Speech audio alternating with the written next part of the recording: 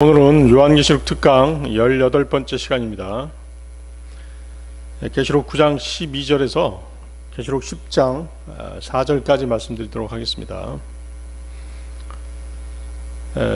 오늘 제목은 이역 군대의 정체와 환난 중간에 나타나시는 예수님이 되겠습니다.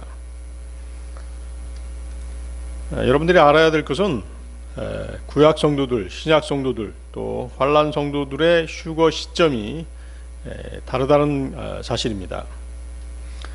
먼저 구약 성도들은 죽으면 지하 낙원에 가게 됩니다. 그곳은 아브라함의 품이라고도 불리는 곳입니다.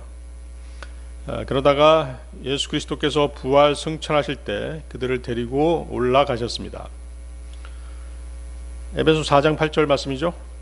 그러므로 그분께서 이르시기를 그분께서 높은 곳으로 올라가실 때 포로로 잡힌 자들을 포로로 이끄시고 사람들에게 선물들을 주셨도다 하시느니라. 지금 지하 낙원은 텅 비어 있습니다. 사도 바울은 자신이 셋째 하늘에 끌려 올라갔을 때 낙원에 갔었다라고 말합니다. 낙원이 셋째 하늘로 옮겨진 것이죠. 고린도후서 12장 4절인데요. 그가 낙원으로 채어 올라가서 말할 수 없는 말들을 들었는데 사람이 그것들을 말하는 것은 법에 어긋나느니라. 교회 시대 즉 은혜 시대의 성도들은 이제 환난 전에 휴거가 됩니다. 데살로니가전서 4장 16, 17절 말씀인데요. 주께서 호령과 천사장의 음성과 하나님의 나팔 소리와 함께 친히 하늘로부터 내려오시리니 그리스도 안에서 죽은 자들이 먼저 일어나고 그 뒤에 살아서 남아있는 우리가 그들과 함께 구름들 속으로 채어 올라가 공중에서 주를 만나리라. 그리하여 우리가 항상 주와 함께 있으리라. 데살로니가전서 5장 2절에서 4절 말씀에도 주의 날이 밤에 도둑같이 이르는 줄을 너희 자신이 완전히 아느니라. 그들이 평안하다 안전하다고 하고 말할 그때 아이벤 여자에게 해산의 고통이 임하는 것 같이 갑작스러운 파멸이 그들에게 임하나니 그들이 피하지 못하리라. 그러나 형제들아 너희는 어둠 속에 있지 아니한즉 그날이 도둑같이 너희를 덮치지 못하리라. 그날이 도둑같이 너희를 덮치지 못하리라. 환난 성도들 즉 유대인 14만 4천 명과 666표를 받지 않고 견디다가 순교당한 성도들은 환난 때 환난 중간에 휴거가 됩니다.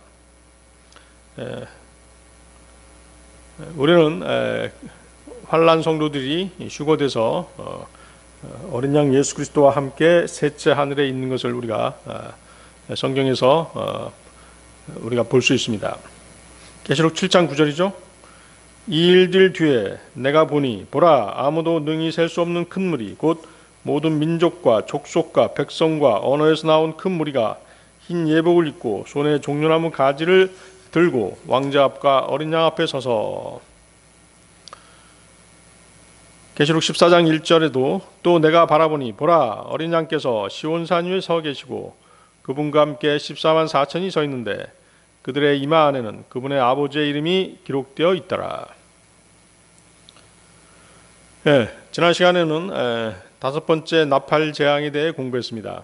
바닥 없는 깊은 구덩이에서 초자연적인 괴물들이 나왔고 그 괴물들은 꼬리에 있는 전갈과 같은 독침으로 하나님의 인을 받지 않은 사람들을 쏘았습니다. 그 괴물들의 독침에 쏘인 사람들은 5달 동안 고통 가운데 몸부림을 치는데 죽기를 구하여도 죽음이 그들을 피하여 갈 것이라고 말씀하십니다. 첫 번째부터 네 번째 나팔 재앙이 자연에 가해지는 재앙이었다면 5째부터는 인간들을 직접 타격하는 그런 재앙이 되겠습니다. 이 시간에는 6번째 나팔 재앙부터 말씀드리도록 하겠습니다. 자, 계시록 9장 12, 14절 보십시오. 계시록 9장 12, 14절. 한 가지 화는 지나갔을 때 보라 이후에 2가지 화가 더 임하는도다. 6째 천사가 나팔을 불매 내가 들으니 하나님 앞에 있는 금 제단의 넷불에서 한 음성이 나서 나팔을 가진 6째 천사에게 말하기를 큰 강 유프라테스에 묶어둔 내 천사를 풀어주라 하더라. 다섯 번째 나팔 재앙으로 한 가지 화가 지나갔고 이제 두 가지 화가 남아 있습니다. 여섯째 천사가 나팔을 불자 하나님 앞에 있는 금제단의 네 뿔에서 한 음성이 들렸는데 그 음성은 여섯째 천사에게 명령을 내립니다. 어떤 명령이냐면 큰 강 유프라테스에 묶어둔 네 천사를 풀어주라는 명령입니다. 하늘에는 금향로, 금제단이 있습니다. 그렇죠? 하늘에 있는 것들은 원형이고 땅에 있는 것들은 무형입니다. 금은 하나님의 영광과 신성을 나타내는 재료입니다. 반면에 땅에는 놋제단과 놋향로가 있죠. 놋이 상징하는 것은 죄에 대한 심판과 저주입니다. 유프라테스 강이 나오는데요. 유프라테스 강은 이제 아담이 살았던 에덴 동산을 둘러 흐르는 강 중에 하나입니다. 창세기 2장 10절 14절인데요. 강 하나가 에덴에서 나가 동산을 적시고 거기서부터 갈라져 네 개의 근원이 되었는데 첫째 강의 이름은 비손이니라. 그것은 곧 금이 있는 하윌라의 온 땅을 두르는 강인데 그 땅의 금은 좋으며 거기에는 델리움과 줄마노가 있느니라. 둘째 강의 이름은 기혼이니라. 바로 그것은 곧 에티오피아 온 땅을 두르는 강이며 셋째 강의 이름은 히데겔이니라. 그것은 곧 아시리아의 동쪽으로 가는 강이고 넷째 강은 유프라테스니라. 이스라엘의 입장에서 보면 유프라테스 강은 하나님께서 자신들에게 주신 영토의 경계가 되는 아주 중요한 강입니다. 아브라함에게 약속하시죠. 창세기 15장 18절인데요. 바로 그날에 주께서 아브라함과 언약을 맺으며 이르시되 내가 이 땅을 이집트의 강에서부터 저 큰 강 곧 유프라테스 강까지 내 씨에게 주었노니. 성경에서는 유프라테스 강을 중심으로 다양한 사건 사고들이 일어납니다. 대환란 때는 이 강이 마르면 동쪽에서 오는 왕들의 길이 예비된다고 말씀하십니다. 계시록 16장 12절인데요. 여섯째 천사가 자기 병을 큰 강 유프라테스 위에 쏟아 부음에 그것에 물이 말라서 동쪽의 왕들의 길이 예비되더라. 자, 그런데 지금 읽었던 계시록 9장 14절이죠. 거기에 그 유프라테스 강에 묶어둔 네 천사들이 있다라고 말씀하십니다. 자, 천사들이 묶여 있다라고 한다면 분명 하나님께 죄를 지은 그런 악한 천사들일 것입니다.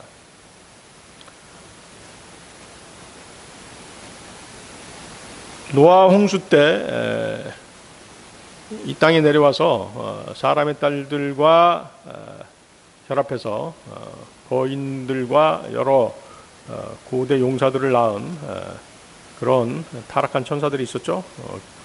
그들이 지금 지하에 묶여 있다라고 하는 성경 기록이 있죠. 그렇습니다. 타타로스라고 하는 곳에 묶여 있습니다. 베드로후서 2장 4절인데요. 하나님께서 죄를 지은 천사들을 아끼지 아니하사 지옥에 던지시고 어둠의 사슬에 넘겨주어 심판 때까지 예비해 두셨으며. 하나님께서는 그 창세기 6장에서 자신들의 위치를 지키지 않고 이 땅에 내려와서 사람의 딸들과 결합한 천사들을 심판날까지 지하 감옥 타타루스에 가둬 두셨습니다. 여기 유프라테스 강에 묶여있는 천사들도 어떤 범죄인지 모르지만 범죄에 연루돼서 사슬에 묶여있는 천사들로 추정할 수 있는 것이죠.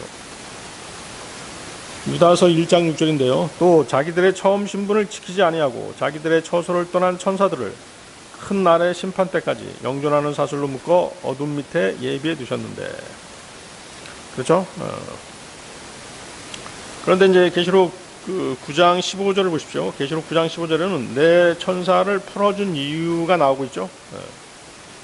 이에 네 천사가 풀려났는데 그들은 어느 해, 어느 달, 어느 날, 어느 시에 사람들의 3분의 1을 죽이려고 예비된 자들이더라. 자, 여러분들은 그 천사가 사람을 죽이는 그런 장면을 계시록 6장 8절에서 본 적이 있습니다. 계시록 6장 8절에서 이들 네 천사가 나타나기 전에 사람들 4분의 1이 죽임을 당했습니다. 계시록 6장 8절 다시 한번 보겠습니다. 이에 내가 바라보니 보라 창백한 말이라. 그 위에 탄 자의 이름은 사망인데 지옥이 그와 함께 따라다니더라. 그들이 땅의 4분의 1을 다스릴 권능을 받아 칼과 굶주림과 사망과 땅의 짐승들로 죽이더라. 4분의 1이 죽죠. 자, 그러면 이제 어때요? 살아남아 있는 4분의 3 중에서 다시 3분의 1이 그 사슬에 묶여 있다가 풀려난 네 천사들에 의해서, 네 천사들이 조종하는 괴물들에 의해서 죽임을 당하게 된다는 것이죠. 여기 이제 그 계시록 9장 15절을 다시 보십시오. 계시록 9장 15절에 어느 해, 어느 달, 어느 날, 어느 시라는 표현이 나오죠. 이것으로 이들 네 천사가 풀려나서 활동하는 기간을 우리가 추정해 볼 수 있습니다. 어느 해, 1년이죠. 어느 달, 한 달이죠. 어느 날, 하루, 어느 시, 1시간입니다. 이걸 계산해 보면 391일이죠. 391일 1시간 동안 풀려나는 것으로 우리가 계산할 수 있습니다. 지난 시간에 그 바닥 없는 구덩이에서 나온 반인반수의 괴물들이 5달 동안 인간들을 괴롭혔다면 지금 이제 풀려나는 네 천사가 조종하는 괴물들에 의해서 391일 1시간 동안 인간들이 사륙당한다는 것이죠.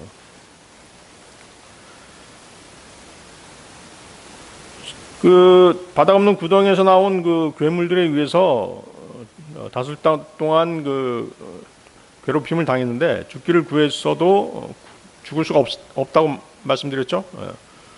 그런 괴로움을 당하다가 이번에는 어때요? 악한 천사들, 네 천사가 부리는 괴수들에 의해서 그야말로 죽임을 당하는 그런 공포를 맛보게 되는 것입니다. 죽음의 공포죠. 그렇게 되면 어떻게 돼요? 아직 대환란의 재앙이 끝나지 않았음에도 불구하고 세계 인구의 절반가량이 죽게 되는 그런 이제 일이 벌어지게 되는 것입니다. 계시록 9장 16절 보십시오. 그 기병들의 군대의 수는 2억이며 내가 그들의 수를 들었노라. 자, 인간들을 사륙하기 위해 예비된 괴수 기병대죠. 흉폭한 기병대의 수가 2억입니다. 엄청난 숫자죠. 이들의 모습이 이제 계시록 9장 17절, 19절에 자세히 묘사되어 있습니다. 계시록 9장 17절, 19절 보십시오. 계시록 9장 17절, 19절. 내가 이같이 환상 중에 그 말들과 그 위에 탄 자들을 보았는데 그들에게 불과 청옥과 유황으로 된 흉갑이 있었고 또 그 말들의 머리는 사자의 머리 같았으며 그것들의 입에서는 불과 연기와 유황이 나오더라. 이 세 가지 곧 그것들의 입에서 나온 불과 연기와 유황에 의해 사람들의 3분의 1이 죽임을 당하니라. 그것들의 권능은 그것들의 입과 꼬리들에 있었는데 그것들의 꼬리들은 뱀 같았고 또 머리들을 가지고 있어서 그것들이 그 꼬리들로 해하더라. 자, 이 기병대는 2억 기병대인데 앞에서 언급한 메뚜기 괴물들과는 또 다른 형태의 괴수들입니다. 이들 괴수들을 뭐 동방에서 오는 군대로 이렇게 설명하는 사람들이 있는데 그것은 잘못된 해석이죠. 동방에서 오는 군대라면 이제 뭐 우리나라도 포함될 수 있을지 모르겠습니다만은 이스라엘이 동쪽에서 오는 군대들입니다. 뭐 이란, 뭐 파키스탄, 인도, 중국, 한국, 일본 뭐 이렇게 그쪽이 이제 그 동방에서 오는 군대들이라고 볼 수 있는데 사탄의 연합군이라고 봐야지 지금 나타나는 2억 군대는 아닙니다. 동방에서 오는 군대들이다라고 해석하면 잘못된 해석인 것입니다. 자, 이런 그 잘못된 해석은 이 구절을 계시록 16장 12절에 여섯째 천사가 자기 병을 큰 강 유프라테스 위에 쏟아부음에 그것에 물이 말라서 동쪽의 왕들의 길이 예비되더라는 구절하고 연결시켰거나 그 구절과 혼동했기 때문인 것입니다. 계시록 16장 12절에 물이 마른 유프라테스 강을 건너오는 군대는 인류 최후의 전쟁, 아마겟돈 전쟁을 위해 모여드는 군대들인 것이죠. 자, 계시록 9장 17, 19절을 다시 보십시오. 이들 2억 기병대는 인간들이 아닙니다. 유프라테스 강에서 풀려난 네 천사들에 의해 조종되는 괴수들인 것이죠. 따라서 이들 괴수들은 지하 어딘가에 있다가 네 천사들에 의해 유프라테스 강을 통해 지상으로 유입되었다라고 봐야 됩니다. 자, 이들 2억 괴수 기병대와 메뚜기 괴물들을 한번 비교해 보겠습니다. 자, 지난 시간에 배웠던 메뚜기 괴물하고 지금 오늘 2억 괴수 기병대, 메뚜기 괴물들은 바닥 없는 구덩이에서 올라왔죠. 2억 괴수들은 유프라테스 강에서 나옵니다. 메뚜기 괴물들은 꼬리에 정갈과 같은 권능을 받습니다. 2억 괴수들은 꼬리가 뱀입니다. 메뚜기 괴물들은 사람들을 죽이지 않고 5달 동안 고통만 주라는 그런 명령을 받습니다. 2억 괴수들은 사람들 3분의 1을 죽이라는 명령을 받습니다. 메뚜기 괴물들은 말들과 같다라고 말씀하십니다. 2억 괴수들에는 말탄자가 있습니다. 메뚜기 괴물들은 금관을 썼습니다. 2억 괴수들은 아무런 관도 쓰지 않았죠. 메뚜기 괴물들은 얼굴이 사람의 모습입니다. 2억 괴수들이 탄 말이 사자 얼굴입니다. 형태는 말인데 얼굴이 사자인 SF 영화에서도 보지 못한 상상하기조차 어려운 그런 괴수의 모습인 것이죠. 자, 메뚜기 괴물들은 철 흉갑 같은 것을 둘렀습니다. 2억 괴수들은 청옥과 유황으로 된 흉갑을 착용하고 있습니다. 메뚜기 괴물들은 꼬리에 전갈의 침 같은 것이 있었죠. 2억 괴수들은 꼬리가 뱀 꼬리인데 그 꼬리 끝에 뱀 머리가 달려 있습니다. 머리는 사자이고 꼬리는 뱀인 모습인 것이죠. 메뚜기 괴물들은 5달 동안 인간들에게 죽음의 고통을 주도록 명령을 받습니다. 2억 괴수들은 391일 1시간 동안 사람들을 죽입니다. 메뚜기 괴물들을 다스리는 왕은 바닥 없는 구덩이의 천사였습니다. 2억 괴수들은 네 천사들의 명령을 받습니다. 메뚜기 괴물들의 숫자는 나와 있지 않습니다. 2억 괴수들은 말 그대로 2억의 기병대입니다. 따라서 이들 메뚜기 괴물들과 2억 괴수들은 지하에 있는 마귀의 군대다라고 말할 수 있는 것이죠. 자, 2억 기병대는 말들의 머리가 사자 머리인데 입에서 불과 연기와 유황이 나옵니다. 화산 폭발할 때 나오는 그 유황 연기 같은 것들이 뿜어져 나오는 것이죠. 말탄자들 또한 인간들이 아니죠. 공상 과학 영화나 판타지 소설에나 등장하는 그런 괴물들인 것입니다.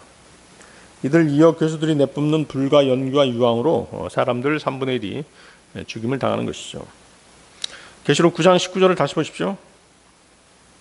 그것들의 권능은 그것들의 입과 꼬리들에 있었는데 그것들의 꼬리들은 뱀 같았고 또 머리들을 가지고 있어서 그것들이 그 꼬리들로 해하더라. 그렇죠? 불과 연기와 입에서 불과 연기와 유황이 나와서 그것들을 해하고 또 꼬리에 있는 그 뱀, 꼬리가 뱀인데요. 그 뱀이 이제 사람들을 쏘는 것이죠. 그래서 이제 사자 머리를 한 말의 모습인데 꼬리가 뱀인 것입니다. 그렇죠? 아주 기괴한 모습입니다. 자, 이 꼬리에 달린 뱀들이 사람들을 쪼아서 이제 죽이겠죠. 자, 이 괴수들의 모습을 상상해 보더라도 이 괴수들이 하나님의 창조물로 보기는 어렵다는 것이죠. 유전자를 변형시키고 포유류와 파충류 등을 결합시켜 만든 변종의 괴수들인 것입니다. 하나님의 선하신 본성에서 만들어진 생물체들은 결코 아니라는 것이죠. 하나님의 창조 질서를 어지럽히고 악한 본성에서 만들어진 악한 존재들인 것입니다. 지금도 유전자 변형으로 만들어진 식물들이 많은 그 해악을 끼치고 있고 비윤리적인 과학자들에 의해 하나님의 창조물들이 실험실에서 여러 형태로 결합돼서 프랑켄슈타인 같은 괴물들이 만들어지고 있습니다. 거인이라든가 괴물 메뚜기들, 2억의 괴수들은 하나님의 창조 질서를 어지럽히고 또 여러 동물들을 하나님께서 창조하신 여러 동물들을 결합시켜서 만들어지고 있고 또 만들어졌고 악한 목적에 사용되는 것이죠. 그들 스스로 뭔가를 만든 게 아니라 하나님의 창조물을 이렇게 이리 조합하고 저리 조합해가지고 만든 악한 목적으로 만들었다는 것입니다. 자, 계시록 9장 20절 보십시오. 이 재앙들에 의해 죽임을 당하지 아니하고 남은 사람들은 여전히 자기 손의 행위들을 회개하지 아니하며 마귀들과 또 금과 은과 놋과 돌과 나무로 만든 우상들 곧 보거나 듣거나 걷지 못하는 우상들에게 경배하는 것에서 돌이키지 아니하고. 자, 바다 없는 구덩이에서 나온 괴물들에 의해 5달 동안 괴롭힘을 당하고 또 내 유프라테스에서 풀려난 네 천사에 의해서 조종되는 2억 괴수들의 그 재앙이죠. 그 재앙에서 살아남은 사람들은 여전히 또 우상을 섬긴다는 것이죠. 자, 이것이 아담 안에 있는 인간의 본성인 것입니다. 사람의 본성은 쉽게 변하지 않습니다. 육신의 욕망이 강해지면 어느 순간 그 본성이 드러나게 되는 것이죠. 그 육신의 욕망은 물질일 수도 있고 명예욕, 교만, 시기 등의 악한 마음들입니다. 사람들은 환난 중에도 마귀들과 금은, 놋, 돌, 나무로 만든 우상들을 계속해서 섬깁니다. 물론 이 우상들에는 인간의 탐욕도 포함되어 있겠죠. 골로새 3장 5절 말씀인데요. 그러므로 땅에 있는 너희 지체들을 죽이라.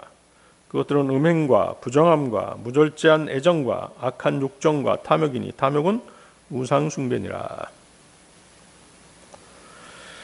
거기 보면 이제 그 계시록 9장 20절 자기 손의 행위라는 표현이 나오죠. 손의 행위.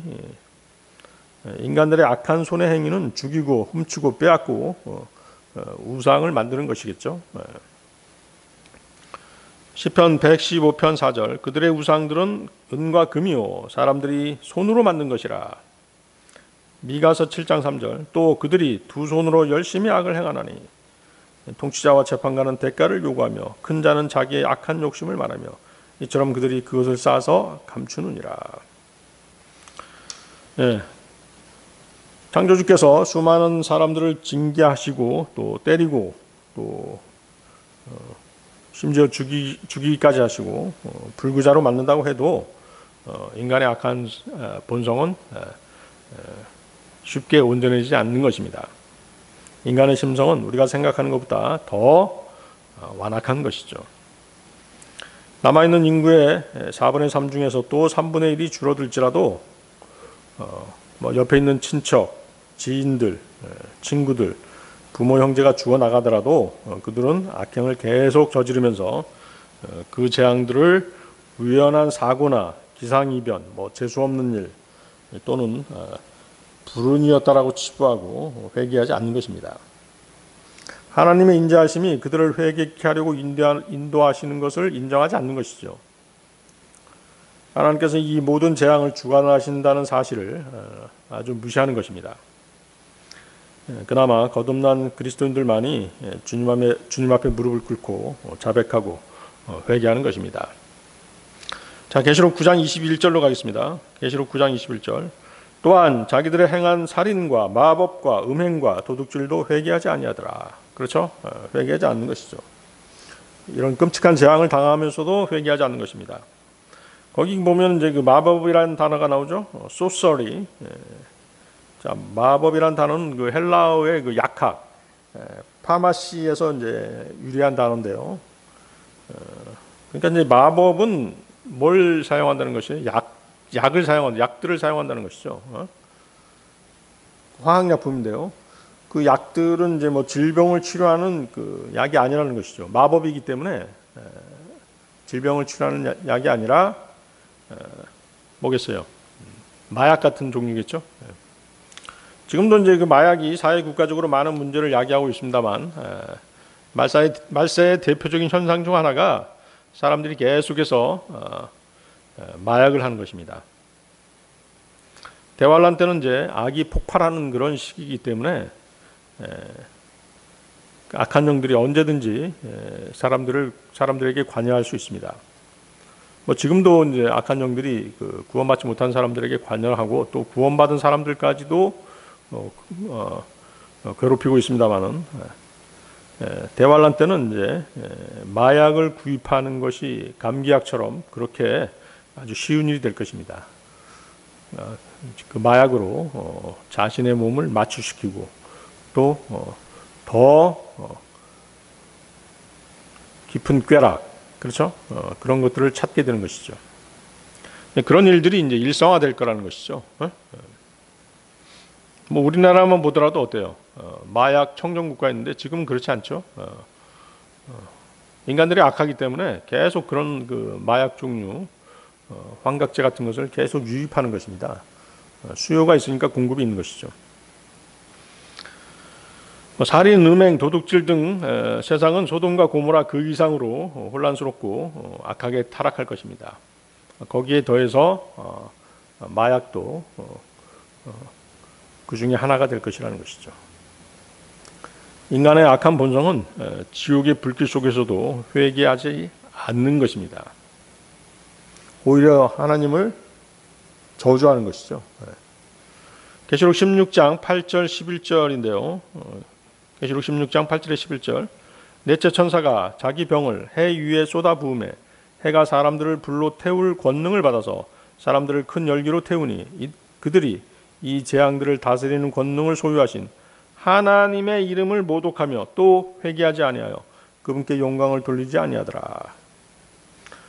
다섯째 천사가 자기 병을 짐승의 자리 위에 쏟아 부음에 그의 왕국이 어둠으로 가득하고 그들이 아픔으로 인하여 자기 혀를 깨물며 또 자기의 아픔과 헌대로 인하여 하늘의 하나님을 모독하고 자기 행실을 회개하지 아니하더라.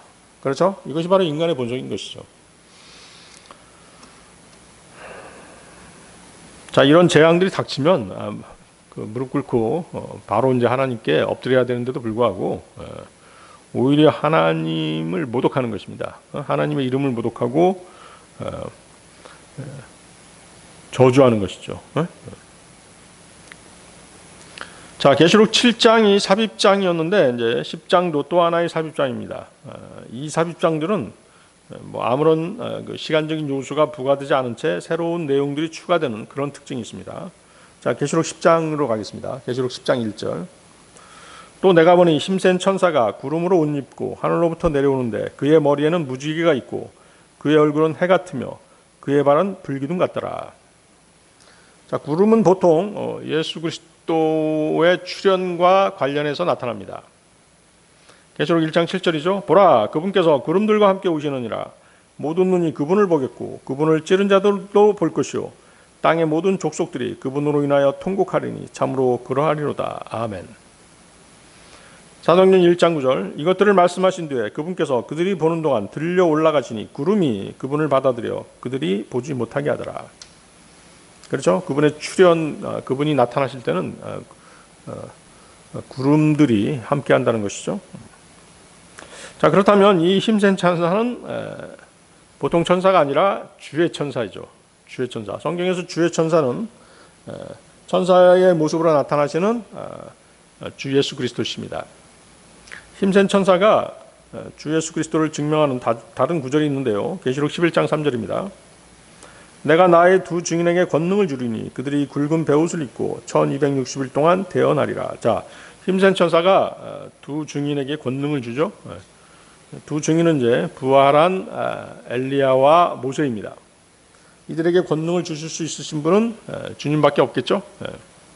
따라서 계시록 10장 1절의 장면은 환란의 중간에 주 예수 그리스도께서 나타나신다는 것이죠. 그 장면을 보여주고 있는 것입니다. 자, 계시록 10장 2절 3절로 가겠습니다. 그가, 자, 힘센 천사죠. 그가 펴놓은 작은 책을 손에 들고 오른발은 바다 위에 왼발은 땅 위에 두고 사자가 부르짖는 것 같이 큰 음성으로 외치니 그가 외칠 때 7천둥이 자기 음성을 내어 말하더라. 그렇죠? 사자가 부르짖는 것 같이. 주님은 유다 지파의 사자시죠. 자, 주의 천사로 나타나신 주님이 작은 책을 손에 드신 것은 이제 책에 쓰여진 말씀대로 실행하시겠다는 것이죠. 양발을 하나씩 바다와 땅에 두신 것은 땅과 바다를 다스리시고 정복하시는 주님을 상징합니다. 성경에서 특별한 언급이 없이 땅과 바다라고 하면 땅은 팔레스타인 땅이죠. 바다는 지중해를 얘기합니다. 자, 그런데 그러면 환란 중에 예수 그리스도께서 나타나신 이유가 무엇이겠습니까? 예수 그리스도께서는 계시록 5장 5절에서 유다 지파의 사자라고 불리신다라고 말씀드렸죠. 그리스도께서는 이스라엘에게 나타나셔서 그들에게 자신이 2000년 전에 왔던 메시아임을 그들에게 알게 하시고 그들의 마음을 하나님께로 돌이키게 하기 위해서 나타나신 것이죠. 따라서 주님이 자신들의 조상들이 십자가에 못 박았던 메시아임을 알아본 이스라엘 사람들이, 유대인들이 환란 중 어느 날 갑자기 구원을 받게 되는 것입니다. 예수님을 영접하게 되는 것이죠. 그래서 이제 성경에 어떤 표현이 있어요? 그들이 갑자기 이제 메시아를 영접함으로써 새롭게 거듭나는 것이죠. 성경적인 표현은 해산의 고통이 갑작스럽게 찾아온 여인이 사내 아이를 낳듯이 이런 표현이 있지 않습니까? 이스라엘 민족이 주님을 영접하고 다시 새롭게 열매를 맺을 것임을 보여주시는 것이죠. 자, 이런 주님의 환란 중간의 출현은 성경 여러 곳곳에서 여러 구절들에서 우리에게 보여주고 계십니다. 이사야서 66장 7절 8절 말씀인데요. 그녀가 진통을 겪기 전에 해산하고 자기의 고통이 임하기 전에 사내 아이를 낳았으니 누가 그러한 일을 들었느냐? 누가 이러한 일들을 보았느냐? 땅이 하루에 만들어져서 열매를 내겠느냐? 혹은 한 민족이 순식간에 태어나겠느냐? 시온은 진통하자마자 자기 자녀들을 낳았도다. 그렇죠? 대환란을 겨냥해서 하신 말씀이죠. 대환란 때 이스라엘이 환란을 통해서 정련되고 새롭게 2000년 전에 오셨던 예수 그리스도가 자신들의 메시아임을 그때서야 깨닫고 영접하게 되는 것입니다. 미가서 5장 3절인데요. 그러므로 산고를 겪는 그녀가 출산할 때까지 그가 그들을 내주리라. 그 뒤에 그의 형제들 중에 남은 자들이 이스라엘 자손에게로 돌아오리라. 네. 그렇죠? 출산, 이스라엘이 메시아를 알아보고 새롭게 거듭나는 것을 여인의 출산에 비유하고 있는 그런 구절들입니다. 사도행전 9장 3, 4절에서 우리는 바울이 이제 그리스도인들을 핍박하러 다마스커스로 가다가 주님을 만나는 장면을 봅니다. 그 후에 회심한 바울은 주님의 택하심에 따라 이방인의 사도로 부르심을 받습니다. 그렇죠? 사도행전 9장 3, 4절인데요. 그때 이름은 이제 사울이었죠. 사울이 나중에 바울로 이름을 바꾸죠. 사울이 길을 가다가 다마스쿠스에 가까이 이르렀을 때 갑자기 하늘로부터 빛이 나와 그를 둘러 비추더라. 그가 땅에 쓰러져 들음에 한 음성이 있어 그에게 이르시되 사울아 사울아 어찌하여 내가 나를 핍박하느냐 하시거늘. 자, 이 구절을 왜 소개하느냐면요. 바울은 환란 때 구원받는 유대인들을 예표하는 그런 사도입니다. 바울은 이제 대언자 요나가 그랬듯이 이방인들을 향한 특별한 임무를 부여받습니다. 따라서 요나와 바울 이 두 사람은 유대인들이 아닌 이방인들을 구령하도록 임명된 그런 이방인들을 구원하도록 임명된 그런 대언자들인 것이죠. 요나가 이제 그런 대언자이고 바울은 이방인들을 구원하도록 이방인들에게 복음을 전하도록 임명된 그런 사도인 것이죠. 그래서 이제 바울과 요나 대언자는 바울 사도와 요나 대언자는 이제 환란 때 구원받는 유대인의 남은 자들과 14만 4천 명을 대표하는 그런 유형의 사람들인 것입니다. 자, 이런 예는 또 요셉의 경우도 마찬가지죠. 창세기에서 이집트로 팔려간 요셉도 예수 그리스도의 예표가 되는 대표적인 인물입니다. 요셉은 대기근 때 양식을 구하러 온 형들에게 자신을 나타내는 것처럼 어때요? 그리스도께서도 대환란 중간에 친히 그의 형제들 이스라엘에게 나타나신다는 것이죠. 바로 그 힘센 천사가 그런 경우입니다. 자, 요셉의 경우를 다시 보면 이제 요셉은 처음에는 어때요? 그의 형들에게 거부당했죠. 배척당했습니다. 그러다가 이집트로 가서 이제 총리 대신이 됐을 때 영접을 받죠. 그리스도께서도 초림 때는 이스라엘에게 거부당하고 배척당했지만 두 번째 대환란 때는 영접될 것이라는 것이죠. 요셉의 형들이 요셉을 거부하고 그 다음에 그를 영접할 때가 어떤 때였습니까? 대기근 때였죠. 대기근 때문에 이제 이집트로 식량을 구하러 오지 않습니까? 마치 이제 그와 똑같이 이스라엘이 유대인들이 그리스도를 영접하는 것도 7년 대환란 때의 중간에 그런 일이 있을 것이라는 것이죠. 정확하게 들어맞죠? 창세기 45장 4절에서 8절 한번 보겠습니다. 창세기 45장 4절에서 8절 말씀. 요셉이 자기 형제들에게 이르되 청하건대 내게로 가까이 오소서 하니 그들이 가까이 가매 그가 이르되 나는 당신들의 동생 요셉이니 곧 당신들이 이집트에 판 자니이다. 그런즉 이제 당신들이 나를 이곳에 팔았다고 해서 근심하거나 당신들 스스로에게 노하지 마소서. 하나님께서 생명을 보존하시려고 나를 당신들보다 앞서 보내셨나이다. 또 이 땅에 2년 동안 기근이 있었으나 아직 5년이 남아있어 그때 밭을 갈지도 못하고 수확하지도 못하리이다. 하나님께서 큰 구출로 당신들의 생명을 구원하시고 당신들을 위해 후손을 땅에 보존하시려고 나를 당신들보다 앞서 보내셨나니 그런즉 이제 나를 여기로 보낸 자는 당신들이 아니요 하나님이시니이다. 그분께서 나를 파라오에게 아버지가 되게 하시고 그의 온 집의 주가 되게 하셨으며 또 이집트 온 땅의 치리자가 되게 하셨나이다. 그렇죠? 7년 기근, 7년 대환란. 정확하게 들어맞죠? 그래서 요셉의 예화는 예수 그리스도께서 환란 중간에 나타나실 것을 예표를 보여주신 명확한 증거가 될 수 있습니다. 자, 또 이제 다른 예를 들면 이제 그 욥이 있죠. 자, 욥기 또한 대환란의 완벽한 유형입니다. 환란이 42개월. 42개월은 3년 6개월이죠. 그 7년 대환란 중 후 3년 반이 42개월입니다. 그런데 욥기가 42장으로 되어 있죠. 또 욥의 이름 뜻이 무엇이에요? 욥의 이름 뜻이 이스라엘이 환란에서 박해당할 때처럼 박해당하는 자라는 뜻입니다. 욥의 이름 뜻이 박해당하는 자. 자, 욥은 이제 그 사해 남쪽 에돔 땅인 우스에 살았습니다. 자, 이곳 우스는 이스라엘이 환란 때 주님의 보호를 받을 피난처, 에돔의 페트라가 있는 곳이죠. 그렇습니다. 욥기 42장 10절인데요. 욥이 자기 친구들을 위하여 기도할 때 주께서 그의 포로된 것을 돌이키시고 또 주께서 욥에게 그가 전에 소유했던 것의 2배를 주심으로. 자, 뭐 이 장면은 이제 욥이 회복되는 장면입니다. 포로된 것을 돌이키셨고 이 표현은 이스라엘의 팔레스타인 땅에서의 회복을 말씀하십니다.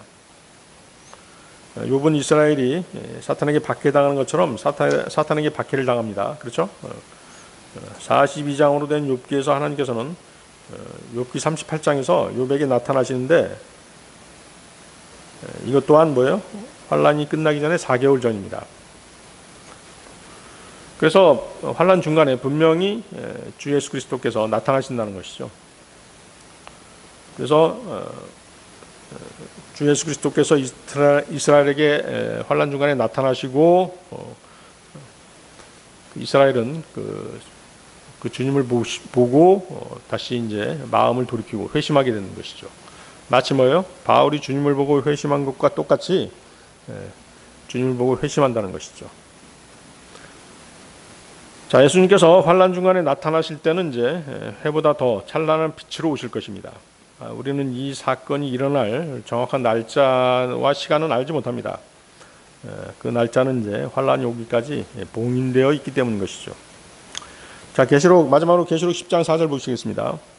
7 천둥이 자기 음성을 내어 말할 때 내가 기록하려고 하다가 들으니 하늘로부터 한 음성이 나서 내게 이르기를 일곱 천둥이 말한 그것들을 봉인하고 그것들을 기록하지 말라 하더라. 그렇죠? 봉인된 말씀이 있는 것입니다. 일곱 천둥은 이제 하나님의 음성, 하나님의 음성으로 볼 수 있죠. 하나님께서 요한에게 기록하지 말라고 명령하시는 것이죠. 하나님께서 기록되지 못하도록 막으신 것입니다. 그래서 아직까지 이제 우리가 깨닫지 못하는 그런 성경 구절들이 있지 않습니까? 그런 것들은 봉인되어 있는 것이죠. 그래서 세월이 좀 더 흘러서 아니면 대환란 때 그런 것들이 그 봉인이 해제가 되면 그때 가서 이제 명확하게 깨달을 수 있게 될 것입니다. 네, 오늘 여기까지 하겠습니다.